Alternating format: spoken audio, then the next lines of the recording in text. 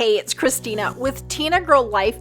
Today on my channel, we're going to have a look at how to change the combination on a resettable word lock for your bike. This lock is actually a Wordlock brand, and it's a 10mm flexible steel lock cable with a one-handed quick release push button. With these 4 dials, there are actually 10,000 possible combinations. So let's jump right in and I'll show you how to customize that combination. All right, I've got the lock off the cardboard and I'll show you where the instructions are. They're right inside here. And so the instructions tell me that the lock combination is set to shed, S-H-E-D. So right here, we've got it at shed. They're lined up between these white dots here. So this is the front.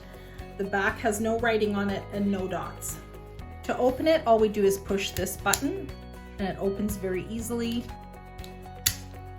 To change the combination, it's really quite easy. So you put your word in, which is shed, and what we're going to do is open this up, and at the bottom there's this little tab. We're going to open the tab and we're going to change the combination now.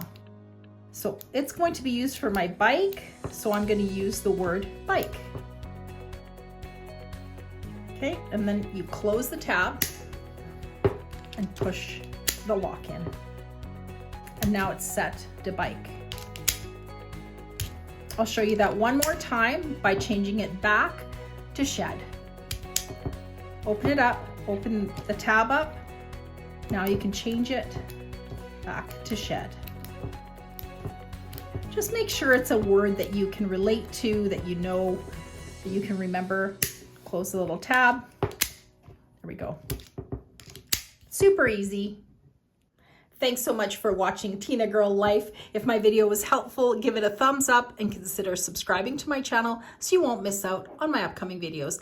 Thanks for watching. I'll see you next time on Tinagirl Life.